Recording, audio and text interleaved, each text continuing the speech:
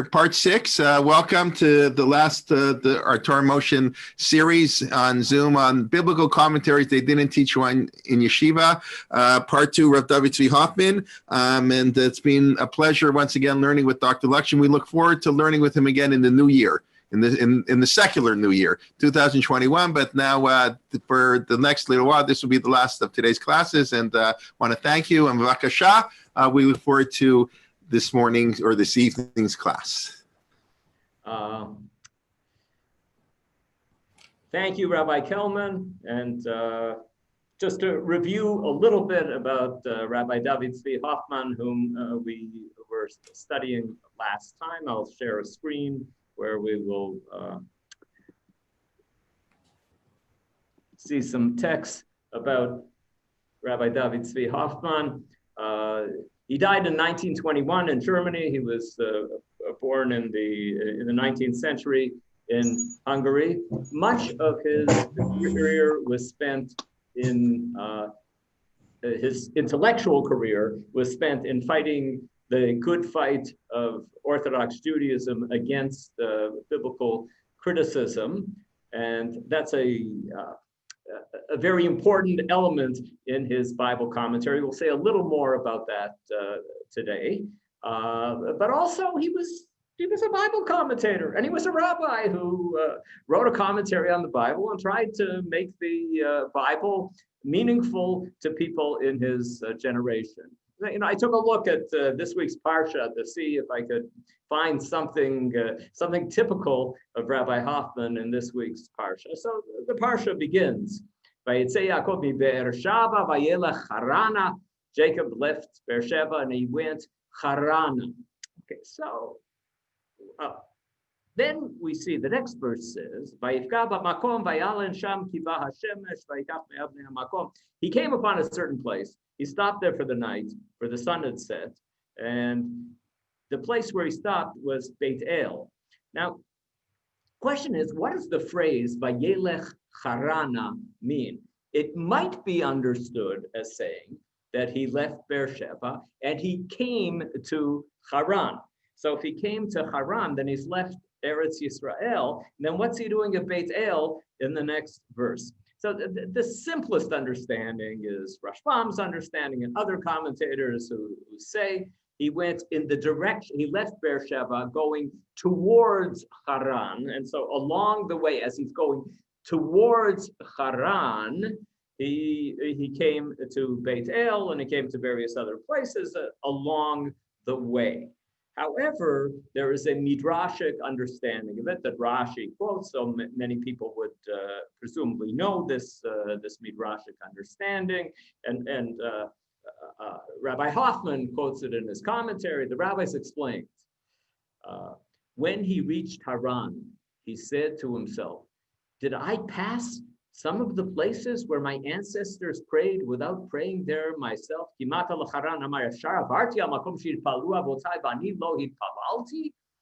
So he decided that he had to go back. So that's the meaning here, that in the first verse here, it says that he left Beersheba and he arrived in Haran, and then he went back and he got back immediately, that a miracle occurred. As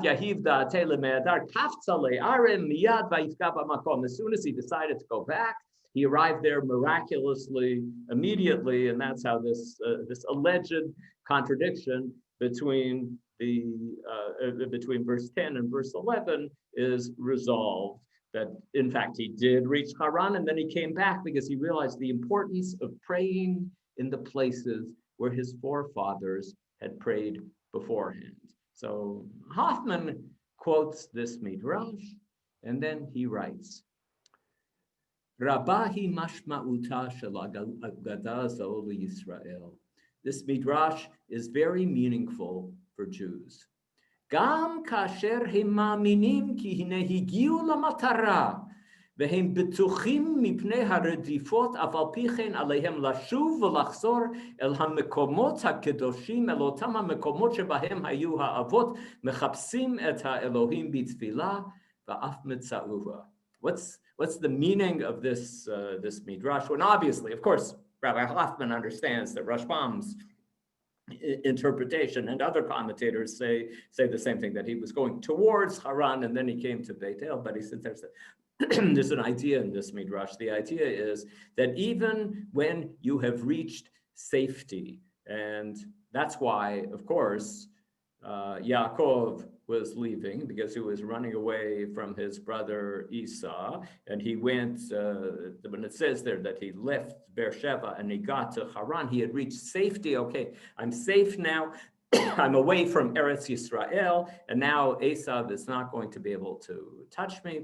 The lesson is that even when Jews feel that they have reached safety, ve'hem betuchim mipnei haredifot, and they are no longer subject to persecutions, still they should, this is Rabbi Hoffmann speaking and saying, still, even when Jews reach the situation that they are no longer subject to persecutions, they shouldn't forget their commitment to Jewish values, and they should be praying the same way that their ancestors, who presumably the ancestors were subject to persecutions, but Jews who feel that nowadays they aren't subject to persecution should still pray as our ancestors prayed.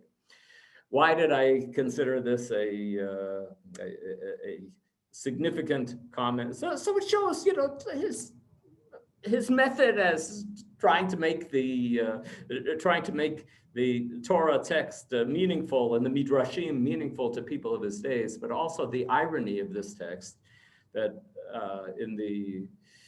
sometime just before 1921, Hoffmann is addressing his audience of German Jews and saying to them, yes, we feel here in Germany that higanu lamatara, we've arrived at a safe place, and we are betuchim mipnei haredifot, and we are no longer subject to persecutions, but still we should observe Jewish traditions. And the irony of some 30 years before the Shoah, Hoffmann writing this way, but certainly all of the Jews of Germany felt that way in the beginning of the 20th century, that they were living in an enlightened country and they had reached safety and they weren't going to be persecuted anymore. And the question was, would they remain loyal to their traditions?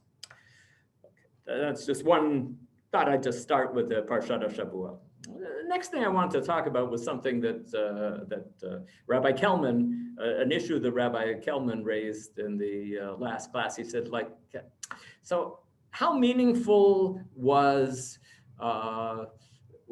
Hoffmann's engagement with Bible critics to his audience, and how meaningful is it to us today? Hoffmann published a commentary on Vayikra, on Leviticus, and on Devarim, on Deuteronomy. He left notes for a commentary on Bereshit, that this last section that I gave you there from the Parsha of the week was left in his notes, and the notes were put together by a rabbi here in Israel and published published not that many years ago. And in the introduction to the commentary on Genesis, here's what the rabbi writes about the question he had when he was deciding how to publish this work. I'll read it in my English translation. Anybody who wants can see the Hebrew beside it. As for the author's polemic with Bible critics, I was under a lot of pressure to omit these comments entirely. I don't know precisely how to translate that phrase there. This is a phrase not written in German, but written in Hebrew. Harbe nilchatzti lahashmito kalil. I was under a lot of pressure. That could mean internal pressure.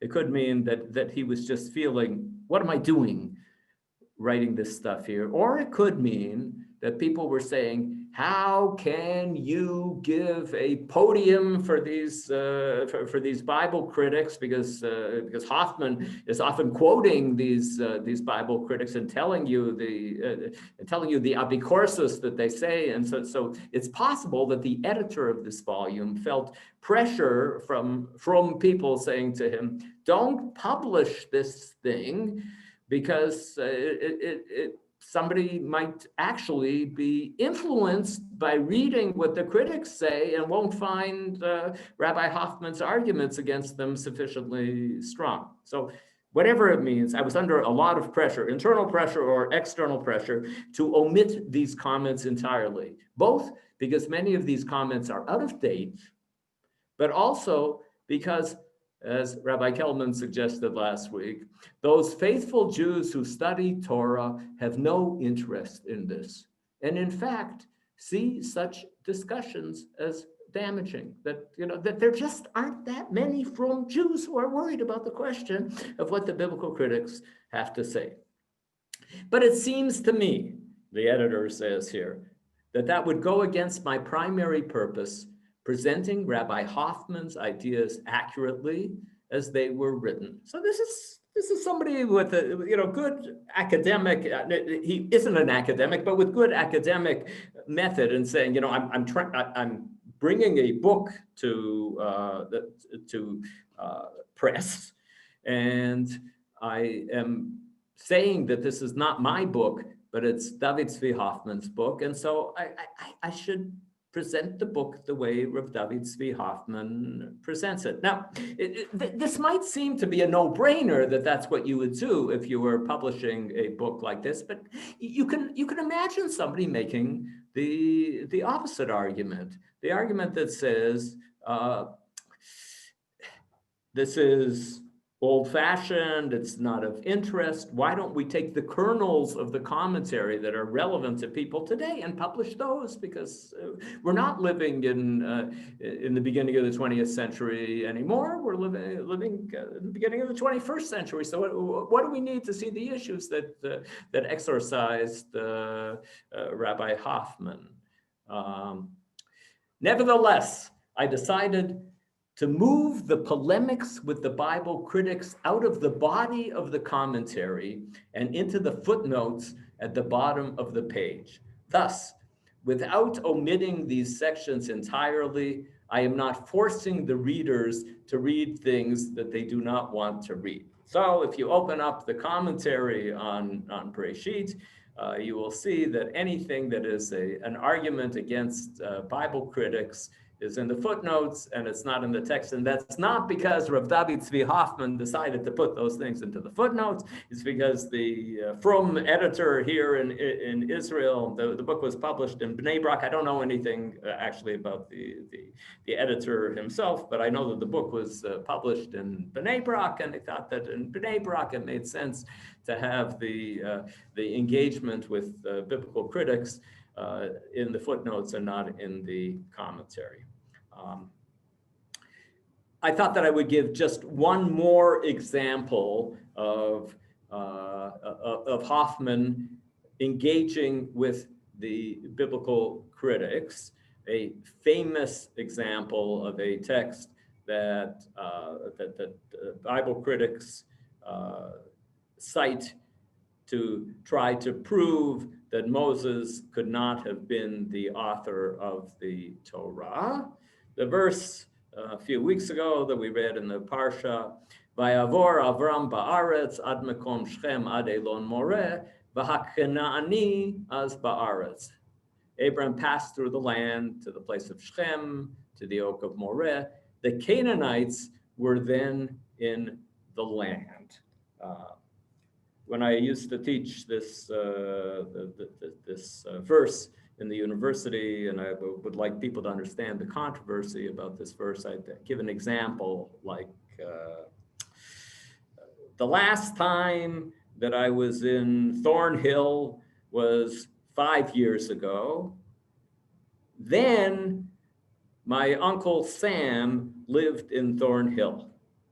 So when you hear me saying a sentence like that, and you hear me saying that I was there 5 years ago, and my Uncle Sam lived then in Thornhill, you conclude right away, your logical conclusion is that my Uncle Sam no longer lives in Thornhill, because if I said, then he lived in Thornhill, then that means that now he doesn't live in Thornhill. And therefore, if it says here, the Canaanites were then in the land, that is being written at a time when there weren't any Canaanites in the land. However, if Moshe is writing the Torah before the Jews conquered the land, then it doesn't make sense for him to say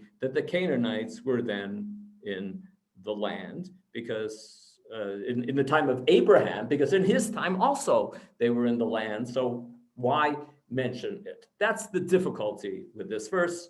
Bible critics were not the first by any means to discover the difficulty in this verse. Rashi addresses it in his commentary in a very creative way. Rashi writes, Haknanias ba'aretz hayaholech v'chovesh et eretz Yisrael mizaro shel Shem. The Canaanites were gradually conquering the land of Israel from the descendants of Shem. For it had fallen to the share of Shem when Noah gave out the earth among his sons. For it is said, Melchizedek, king of Shalem, and for this reason the Lord said to Avram, to your seed will I give this land. In some future time I will redeem it to your children who are descendants of Shem. So Rashi has an interesting reconstruction of history, that the land of Israel was originally given to the descendants of Shem when Noah's sons moved around the world, and then the Canaanites came and captured it from, the Canaanites are not Semites, they're descendants of Ham. The Canaanites came and they captured it from Shem. And what God was promising Abraham was that this land that had been part of Shem's family would return to him, and because he is part of Shem's family. Okay, so that's Rashi's reconstruction of history. And now we have a different understanding of this phrase, V'haknani az ba'aretz, when it says the Canaanites were then in the land. What it means, they were already in the land, although you know that in ancient history, the Canaanites weren't in the land. And so there's reason for Moshe to write in the text here, the Canaanites were then in the land, because originally the Canaanites weren't in the land. And so he's saying they had already successfully captured the land, or they were in the process of capturing the land. And then we do not have any difficulty.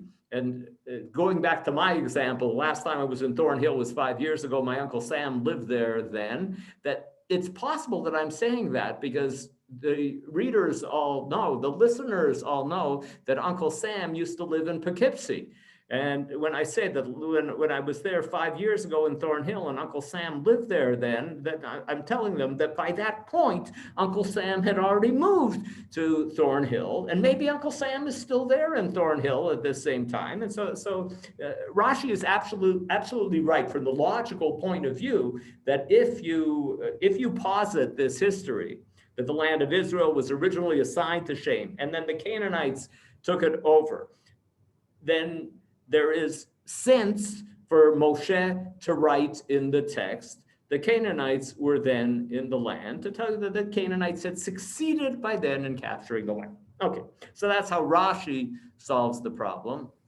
Ibn Ezra has a famous comment here, one of the most famous comments of Ibn Ezra. He writes here, the Canaanites were then in the land. Ibn Ezra either had read Rashi's commentary, or else he'd heard this explanation, or else maybe he came up with it on his own, but it's the beginning of Ibn Ezra's comment is essentially the same as Rashi. Perhaps Canaan captured the land of Canaan from some other people, and that's why it says, Aknani az ba'aretz, because it's saying that they had by then successfully captured the land. But then Ibn Ezra goes on and says, "V'meinenu kein," but if that isn't the case, yesh lo sod, v'hamaskil yidom, or in some manuscripts, v'hamaskil yavin v'yidom. If that is not the case, there's a secret here. And let the person who is wise understand and be quiet. There's a secret here, and already in the 13th, 14th century, a rabbi named Rabbi Yosef Tuv Elam wrote a super commentary on Ibn Ezra, and he said, the secret is that Ibn Ezra is suggesting that Moshe did not write this line. And if you understand that secret, you should be quiet. Don't spread that around. So the first person who explicitly said that that's what Ibn Ezra was saying was Rabbi Yosef Tuv Elam in the 13th, 14th century. The most famous person in history who quoted this comment of Ibn Ezra was Baruch Spinoza in his explanation about why he did not accept the authority of the Chumash. And then he said that because Ibn Ezra understood that Moses didn't write this, and that the whole edifice of the religion, both of Judaism and of Christianity, according to Spinoza's understanding, tumbles when you take away the Mosaic authorship of the text. So that's the background, and now we'll just see what Hoffmann wrote about this text. It's funny, he doesn't say Ibn Ezra. What he says is, Mevakrei hamikra menosim lohochiach mikan she'achein chubar sefer Breshit achar mot Moshe. The Bible critics try to prove from here that the book of Genesis must have been written after Moses' death.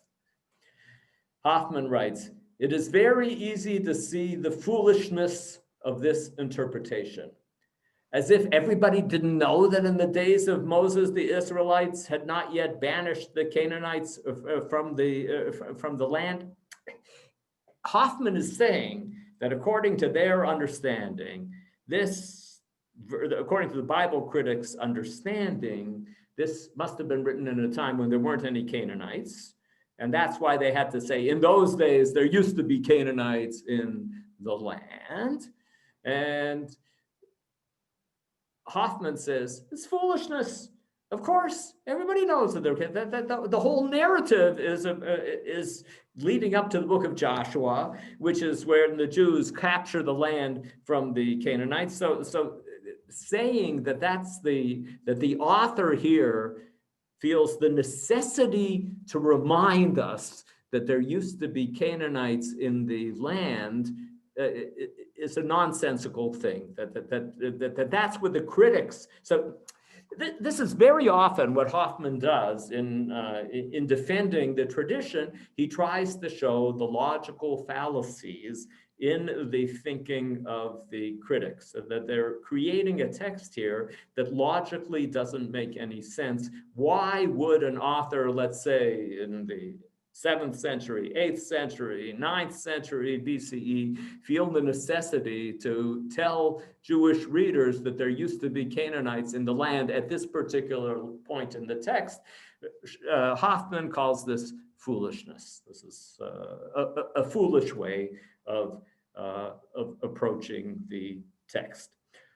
Okay, so that's the last example that we're going to see of Hoffmann encountering biblical criticism. Now I'd like to talk about some other aspects of his commentary. One of the great things about Hoffmann's commentary is that he looks at larger units of text. One of the problems, as you all know, I'm a big fan of medieval Bible commentaries. But one of the problems with medieval Bible commentaries is that very often they're a comment on a word or a phrase, or sometimes a verse, or occasionally two verses. there are a few exceptions. Ramban starts to break away from this pattern and sometimes writes about a larger unit. Abarbanel does that also, sometimes writing about a larger unit. But Hoffmann was very good at looking at these questions of the larger unit. So here's a kind of problem that when you read Parshat Mishpatim, when you read Exodus chapter 21, 22, and 23, trying to find the connection between the various rules is difficult. So when you start reading these texts here, so I'll read this in English, anyone can follow along the Hebrew. You shall not wrong a stranger or oppress him, for you were strangers in the land of Egypt. You shall not ill-treat any widow or orphan. If you do mistreat them, God will defend them. If you lend money to my people, to the poor among you, do not act towards them as a creditor, exact no interest from them. If you take your neighbor's garment and pledge, you must return it to him before the sun sets. It is his only clothing, the sole covering for his skin. In what else shall he sleep? Therefore, if he cries out to me, I will pay heed, for I am compassionate. So all of these rules seem to have a common theme to them about being nice to the disadvantaged people of society. The stranger, the widow, the orphan, the poor, the people who have borrowed money and have to give their clothes as surety because they don't have anything else that they can give as surety for repaying the loan. So we have a section here that is congruent from a theme point of view. And then we have the line, Elohim lo tekalel v'nasi v'amcha lo ta'or. You should not revile Elohim, which could be God. In the JPS translation, they say God. In the standard rabbinic understanding, Elohim lo tekalel means do not curse the judges. And the kind of parallelism between Nasi B'Amcha and Elohim supports the rabbinic understanding. But either way, whether it means cursing God or cursing a judge, what does that have to do with the theme of the disadvantaged of society that was the theme before this? And if you look further on, as Hoffmann will point out, not in the next precise verse, but you look a few verses forward, it gets back to the idea of being nice to the disadvantaged people of society. And right in the middle of this section about being nice to the disadvantaged people in society, you have this line about not cursing Elohim and not cursing a chieftain, a leader among your people. So Ibn Ezra writes in his commentary on this verse, "V'chasher istakalnu b'psukim haba'im achar zeh, matzanu rubam b'divrei ha'aniyim ki'ilu hem dveikim im parshat im kesef talveh tamid." So Ibn Ezra, trying to look at the big picture, just insulted all the medieval commentators and said that they rarely looked at the big picture. But Ibn Ezra here did look at the big picture. He said here, you look at the verses that follow this, and you look at the verses beforehand, and they're all talking about the disadvantaged people of society, and they fit in well with the beginning of this section here, verse 24, in Kesef Talveh Tami, if you're dealing with the poor people in society. And then Ibn Ezra, as he does a number of times, quotes the Torah commentary of Yefet ben Ali, the Karaite. Ibn Ezra occasionally quotes Yefet's commentary in order to argue against Karaite Judaism. And sometimes he does it because he likes what Yefet had to say. And in fact, for many years, Yefet's commentaries were essentially known in rabbinic circles only because Ibn Ezra preserved a number of his explanations in his commentary. These days, people are republishing Yefet ben Ali's commentary on many biblical books. So here, Ibn Ezra quotes Yefet and says, Amar Yefet, Ta'am lahazkir Elohim lo tekalel, ulai he'ani berov tsa'aro balayla Im ya'avor ha'malveh velo ya'ashiv lo ha'avot, yikalel ha'ani hadayan, shadam sheyukach avoto. Yefet says that the reason to mention here the cursing of Elohim, meaning the cursing of the judges, is that perhaps the poor person in his anguish at night, when the creditor failed to return the pledge, it says, Bameh yishkav, what's going to sleep? And the guy has taken his pajamas as surety because he doesn't have anything else to offer, and it's gone. And so he might be sitting at home. He doesn't have pajamas to sleep in. He will curse the judge that allowed the creditor to take the pledge. The creditor was allowed to take the pledge, but he was required by law to return. But what happens if he doesn't return it? The person is going to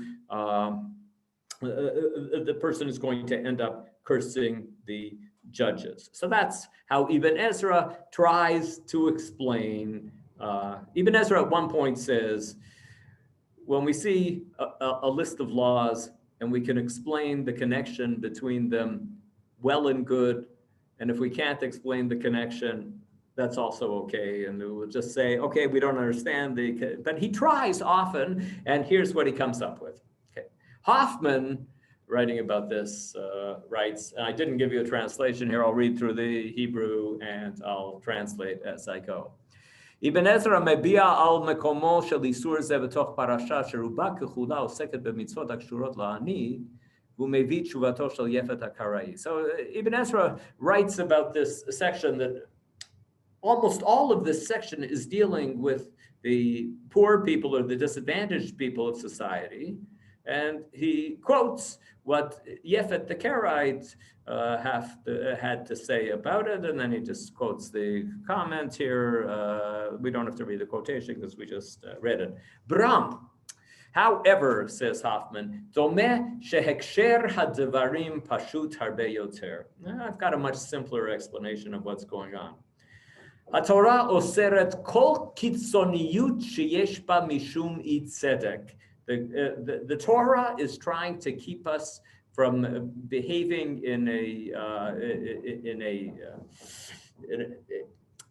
going to the pole too far in either direction.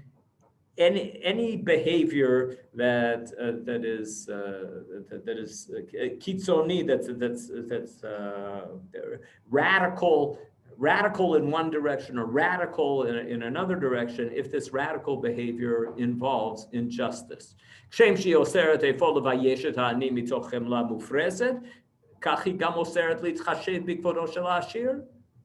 and we also, so we know there's a verse like Lo tisa pnei dal v'lo te'adar pnei gadol. You're not supposed to always rule, if you're a judge, always rule in favor of the poor person, and you're not supposed to always rule in favor of the rich person. Either one of those things of just looking and saying the poor person is always right, or saying that the rich person is always right, the Torah forbids that. You can't just say, oh, the guy's rich, he must be important, I'm going to rule in his favor. And the same kind of logic, says Hoffmann, applies to this verse. And then he explains. B'chol chevra yesh b'tzad echad chasrei yesha kegon gerim almanot v'yetomim, u'b'tzad sheni yesh sho'ei olam shoftim v'sarim. Every society includes disadvantaged people like the strangers, the widows, and the orphans. And it also includes privileged people, people with power, like the judges and the officials. V'hinei, kasher yesh merushaim rabim hamarshim la'atzmam ledake et hachalashim chasrei hayesha, הרי יש לא פחות מהם כאלה העוינים את בעלי העוצמה ומבקשים לגלגל על שכמם של הללו את האחריות לכל המסכנות שבעולם. And we have two kinds of bad people. Maybe we have more than two kinds of bad people that Hoffmann's going to discuss here. There are bad people who decide that they can take advantage of the powerless people in society, the chasrei yesha. But there are also many people who want to blame the rich people and the leaders for everything that is wrong in society. So the people who don't want to take responsibility for themselves, don't want to behave morally themselves, and so they behave either in an immoral way towards the poor people, or they say all the problems in society are related to the shoei olam, to the leaders of society. You can see, nice German Jew here who believes in respect for the leaders of society, and talks about people here who assume that the leaders of society must be people who are working against the best interests of society, that all the injustices are to be blamed on the leaders of society. Omnam einhem yicholim litkof et ba'alei ha'otzma. However, it's not easy to attack the privileged people in society because they've got power, the powerful people. So what do you do when you want to, when you think that the powerful people in society are responsible for all the evils of society? They let off steam. They curse, and that's how they feel better, that all of the bad things in society are because of the leaders of society. גם כאן מבקשת התורה להגן על העשיר מפני התקפות העני, כשם שהיא מבקשת להגן על העני מפני דיכויו על ידי העשיר. So the Torah wants everybody to behave properly to others, even if those others are from some other level of society. It wants to be sure that the rich people don't take advantage of the poor people in society, and it wants to make sure that the poor people in society aren't going to walk around talking all the time about those privileged people out there, and if it wasn't for those privileged people out there, everything would be fine. לכן באה ליד האיסור לענות את הגר וכדומה האזהרה שלא לקלל את השופט ואת הנשיא. And that's why it makes logical sense that just beside the rule that says don't take advantage of the disadvantaged people of society, it also says don't curse the privileged people in society, and don't say that all of the problems of the society are the result of the privileged people and the nasi, the political leaders of society. If anybody wants to apply this to any political situation that you know of, feel free to do so. I'm not going to go there. And then Hoffmann, who is, as I mentioned last week, he is an academic scholar, and that's what makes his criticism of biblical criticism, his rejection of biblical criticism, of academic study of the Bible, as was going on in most universities in his days, and as is going on in most universities in our days. Hoffmann has academic method and academic knowledge, and here he mentions something that Josephus and Philo of Alexandria have a different understanding of the verse Elohim lo tekalel. He writes, Etzel Yosef Matityahu ve'etzel Philon muva shebichlal teva zo kan gam Elohei ha'amim, klomar shahatorah oseret kan gam gidufim shel halalu. That when the verse says here, Elohim lo tekalel, it means you are not allowed to curse the gods, and that it is forbidden, again, anybody wishes to apply this to any political situation going on in any country in the world, feel free to do so, but I'm not going to do so. You're not allowed to insult somebody else's religion. You can't, and that's what the Torah is saying here, and that's what Josephus Flavius in the 1st century, and Philo of Alexandria also in the 1st century said is the meaning of this passage. Don't insult somebody else's religion. Don't insult anybody else's God. Hoffmann knows about this interpretation, and he writes, Ach mistaber sheyosef ben Matityahu ufilon lo katvu kein ela lesaber et haozen ulachshiv et toratenu be'enehem. But Hoffmann says this is apologetics. You should recognize apologetics. That is not the meaning of the Torah. The Torah is not saying here, have respect for all religions. It's possible that Hoffmann is okay with the idea of having respect for all religions. But he said we have to recognize apologetics when we see apologetics. They just want the Gentiles to have a better attitude about us Jews, and so they're saying, yes, our Torah teaches that we're not allowed to make fun of any other religion. And he does not mention, but it's also in the Septuagint. I'm sure he knew this. I'm sure his Greek was better than my Greek, but it's in the Septuagint. This is also the understanding. The first word there in the Greek is theus, which is the accusative plural of the word for God. And so it means do not curse the gods. It would be, if it was in singular, it would say theon.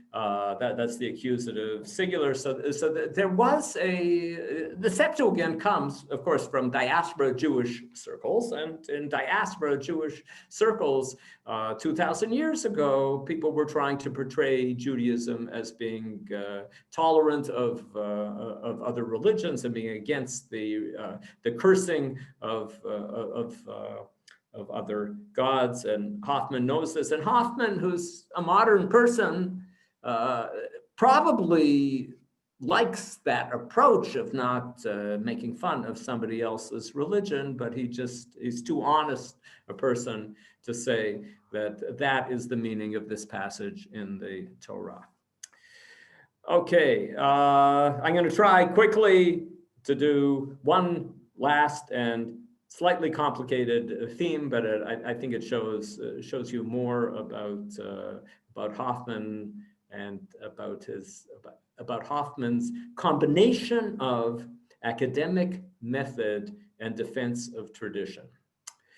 Rambam has a controversial passage about sacrifices. Here, I'll just read it, and then we can mention what's controversial about it and then see what people do with this. If you consider the divine actions, think about how God created this world. I mean to say the natural actions, the deity's wily graciousness, such a nice phrase, wily. God is gracious, God is nice to us, and he's nice to us in a tricky kind of way. And he's going to explain how God is nice to us in a tricky kind of way. The deity's wily graciousness and wisdom will become clear to you.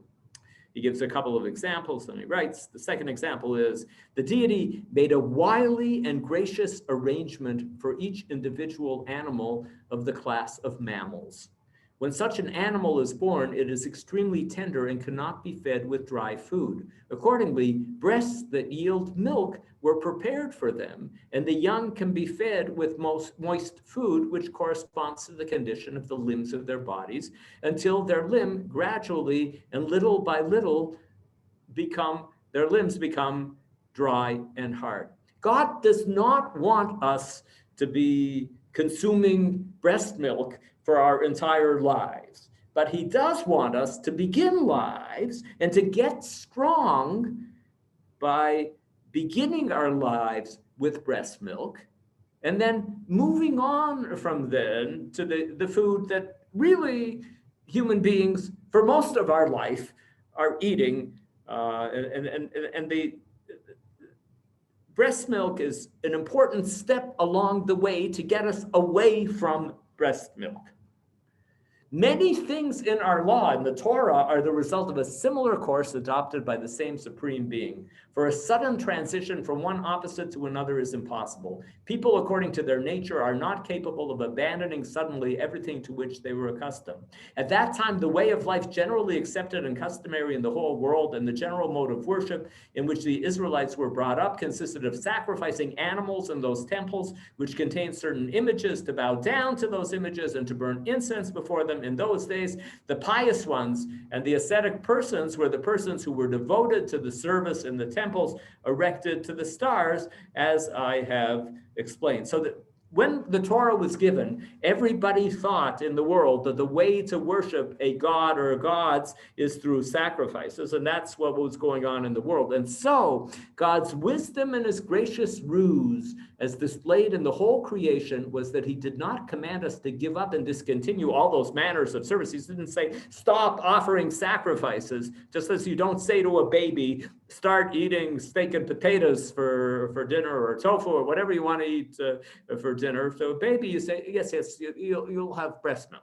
For to obey such a commandment would have been contrary to the nature of people who generally cleave to that which to which they are used. It would, in those days, have made the same impression as a prophet would make at present if he called us to the service of God and told us in God's name that we should not pray to him, shouldn't fast, shouldn't seek his help in time of trouble, that our worship should consist solely of meditation without any works at all. For this reason, God allowed these kinds of service to continue.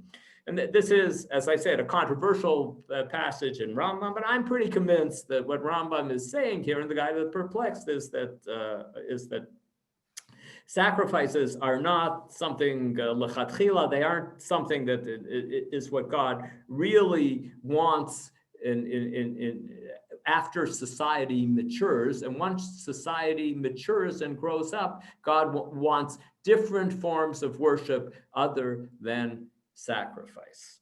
Okay, so that's the controversial passage of Rambam about sacrifices. So Hoffmann does not like Rambam's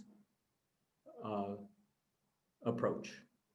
And he doesn't like the fact that Abarbanel came to the defense of Rambam. I'm going to skip a little bit here, just summarize what it says here on the first page, that Abarbanel not only came to the defense of Rambam, but tried to find proof from many midrashim and from many Talmudic passages about how various things are more important than sacrifices. He said, okay, more important doesn't mean that the other things aren't important. And he quotes the line here in the bottom paragraph here in the second line, Gadol ha'ne'enem yegia kapav yoter mi'yirei shamayim. There's a line in the Talmud that says that it's better to make a living with the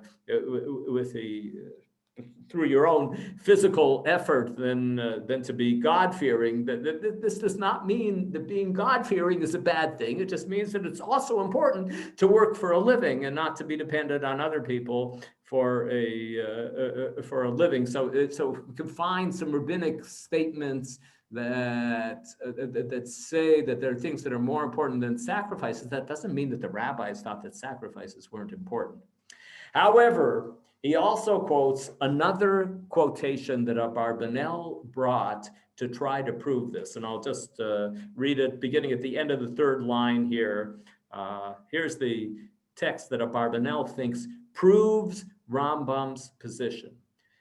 Tani Rabbi Yishmael, lefi shayu Yisrael asurim bibesar ta'ava b'midbar lefichach hiziran hakatuv shiyu mevi'in korbanoteihem v'kohen shochet umekabel.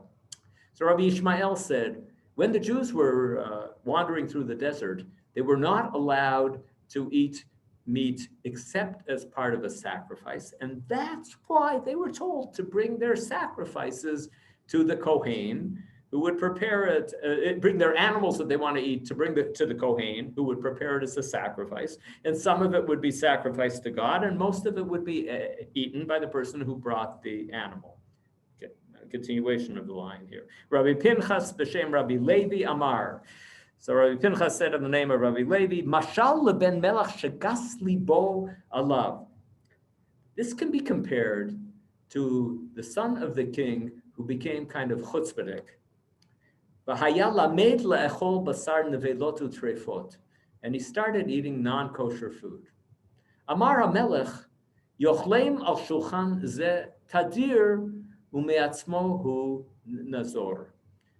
The king said, let him come and eat them here at my table always, and then he will realize that they are not such a great thing to eat. Let him eat these things under my supervision, and then he will figure out on himself, by himself, to stop eating these things. Kach. לפי שהיו ישראל להוטים אחר עבודה זרה במצרים והיו מביאים קורבנותיהם לשעירים והיו מקריבים קורבניהם באיסור במה ופרענויות באות עליהם, אמר הקדוש ברוך הוא, יהיו מקריבים לפניי בכל עת את קורבנותיהם באוהל מועד והם נפרשים מעבודה זרה והם ניצולים. So also the Jews who were attracted to idolatry when they were in Egypt, and they used to be sacrificing to all sorts of gods and shades and demons, God said, let them come and bring sacrifices to me in Ohel Moed, and then they will separate themselves from idolatry, and thus they will be saved from idolatry. This text is, I would say, and Abarbanel said, this is a very good proof for Rambam's approach. This text as it appears here, I'm going to say more about this text in a second, but the text as it was quoted right here, it's not a common thing to find in rabbinic literature, but this text seems to be saying the same thing that Rambam was saying, that God would prefer there not to be korbanot, but because of the situation that existed in those days, it was, he said, oh, they feel the need to bring korbanot, let them bring the korbanot to me. Hoffmann then writes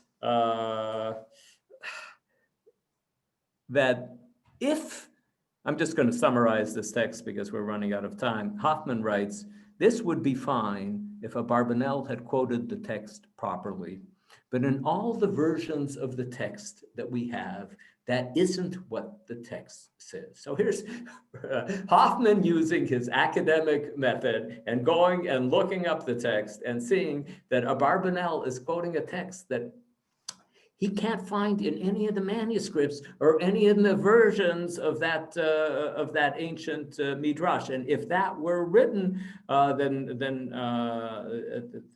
then he said also it's just that Rabbi Levi would actually be saying here, would be comparing the sacrifices to nevelot and trefot, to non-kosher meat. It'd be shocking that Rabbi Levi would be saying something like this.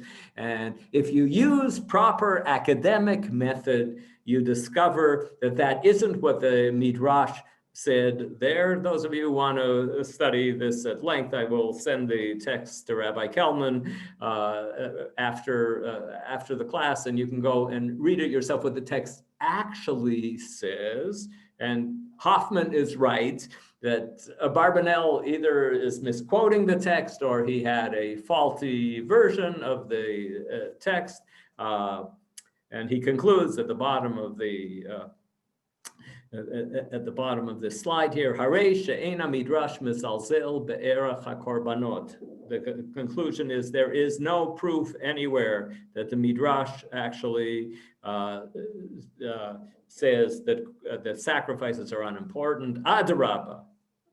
To the contrary, Uvechein ein b'divrei chachamenu shum smach letfisato shel harambam. And therefore, I conclude that you cannot find in rabbinic literature any support for Rambam's position about sacrifices.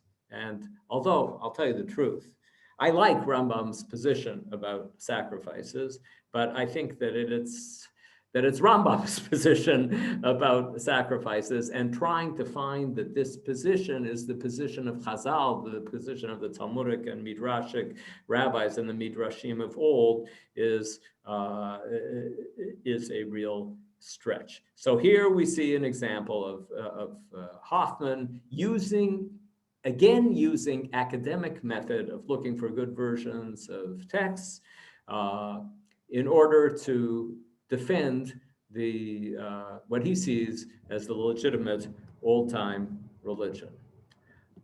I'll stop here, and Rabbi Kelman, if you'd like to pass on. Thank you very much. Maybe I've never really thought of it before, and I understand it's not really the basic interpretation, but perhaps the Rambam is a little bit basing himself on all the prophets who really, Yeshayahu, Shabbat Chazon, all over the place. Who needs your sacrifices? And in a sense, what are they saying? Saying, without ethics, sacrifices are important, but what they're really saying is sacrifices are not so important. And maybe God doesn't want, and perhaps that's the basis of Rambam. I haven't heard that said by people, but Abarbanel does say that in the text before he comes up with this coup de grace. When look at this wonderful text that I found in the Midrash that supports Rambam, he begins by saying, "Look at all the things that the prophets say about sacrifices." And so, I agree with you, Rabbi Kelman, that you can see some support for that kind of method of saying that the sacrifices are of lesser importance because of what it says. Right. Okay. Not so many questions. Somebody pointed out what you said already. Charana means to modern Hebrew direction of. Okay. Right. Oh, he was okay. Kernels of commentary seems to be the Archua mythology, but you said you weren't going to make any comparisons to what goes on. But you should know, as you were reading, I was writing in, I couldn't resist. So I was writing in, he sounds like a great modern political commentary. And then you made your comment, I'm not making any political commentary, so I didn't hit the send button. But, it sounds like he could read writing, an analysis. I don't have to tell you it. Hamavin Yavin, and you don't have to be such a Mavin to be Mavin. Okay. The Silbach just note, I think that's what you pointed out, that his Perush on Bereishit was not published by him, was published, you didn't even mention who the name of the rabbi was, or you don't know him, the editor in Bereishit. Okay, it's all right. Wasser Tal or something like that. Wasser Tal, I'm sorry. As somebody just mentioned, when Askanei Baritz, it is the days of Abraham, but the issue is that it's Moshe who wrote the Torah. In other words, Moshe is referring to Abraham, but it's a question on Moshe, not a question on Abraham. Just to answer that. Linda wants to know, isn't the pasuk Elohim lo tekalel, don't curse, addressed to the wealthy person, perhaps? Yeah, because he is perhaps mean-spirited and spiteful about being commanded to be generous and just. Linda, I like that comment very much. Thank you, Linda. To take the pasuk 180 degrees, but correct, that works both ways. Listen, okay, very good. It is, of course, appropriate today. I'm not sure what question means. Isn't that what Abraham was all about? I'm not sure what you're referring to. Please print the home, said Cloudcom. Okay, I'm not sure. If you want to speak up, you want to unmute yourself, Vakasha. Anybody can, of course, ask questions by voice. I just going to the chat. Esther Watson, wasn't the Nasi the foreign ruler? I don't think so. No, Nasi's only a Jewish ruler, right? Right. Yes, and in Vayikra in particular, Asher Nasi Yechta, it's talking about the leader of the Jewish people, the king, right. Rabbinic understanding. Yeah, just the Silbach are pointing out here privately, but did he didn't write anything on Bamidbar, Hoffmann, that we know of? I don't know.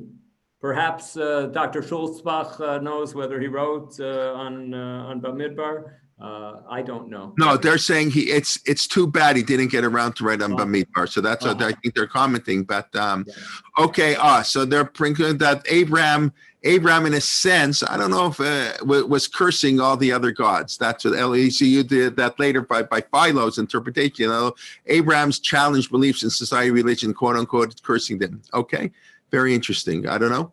The Midrash about Abraham breaking all of the idols does not show like respect for other people's religious beliefs. Right. Yeah, that's true, right? But of course, as the Ramban notes, that Midrash, of course, is not in the Chumash and whatever. That's but okay, 100%. Because Abraham did have warm relations with kings and people of other religions, and you don't. from reading the Chumash, you think Avram a great respect for other people. So that's and the Midrashic, as we know, is Simi Peters was talking yesterday. Midrashim are not literal, so the Midrashim are talking to the current people, not necessarily what happened in the ancient world. Okay, I think that's it. It's 11:59. Really, I want to thank you again. If anybody has any comments, or would you like to say really thank you for this? I guess the third major series you've done for us, and we greatly appreciate it. Like I say, we look forward to having you back in 2021. Please God, 2021 will be the year of the vaccine that should work, and soon, and we should be the year should come to an end. Like we say, reading of the Tochach at the end of the year, the curses of the year should come to an end soon as we head in. I think American Thanksgiving marks the kickoff officially to the shopping season and the Christmas and all that stuff, right? That's also for Americans out there what Thanksgiving is all about, right? Black Friday, right? Black Friday, yes. It didn't get canceled this year, right? Black Friday is still going on. Okay, when in 2020, we don't know. But okay, like I say, 2:15 today, Lori Novak was really wonderful. I've very much enjoyed her shirim, talking really very clearly and honestly, talk about integrity, going through the woman and ritual, and talking today on tzitzit and woman, fascinating array of sources. So that's at 2:15, 8 p.m. tonight, Moshe Sokolov on the Haftarah of the week, and tomorrow, also a triple header, the two talks on Thanksgiving, 11 and 12:30, and then at 8:30 p.m., Rabbi Daniel Karofkin of the Beit. Sher Shemaim and the Beit I mentioned are the two largest Orthodox shuls here in Toronto. And Rabbi Karofkin, of course, in addition to being the Rabbi of the Beit, is currently the president of the Rabbinical Council of America. So he'll be giving the Parsha Shir tomorrow at 8:30. Everybody's invited. And we look forward to learning with you and to, seeing you, and everybody should be well. And like I always say, invite your friends to join us. Let's spread the Torah. Kimi Tzion Teitzei Torah. But we have Torah from Yerushalayim, from America, from Canada, from all over the place. And Baruch Hashem, people can join around the world to learn Torah together. It's really a wonderful, a virtual Beit Midrash, but it's a real Beit Midrash too, where we can come together and learn and even socialize with people, schmooze before, after, meet each other. It's very nice. So I've met a lot of people already online. So everybody have a wonderful day, and we'll look forward to seeing you, those who can make it, in just over 2 hours. And thank you, Dr. Lockshin, and I hope by now you're all unpacked, almost unpacked in your new apartment. Almost unpacked, that's right. Almost unpacked, okay. Thank you very much. Be well. Kol Tuv, everybody. Thank you, everyone, for coming. Wonderful seeing you all.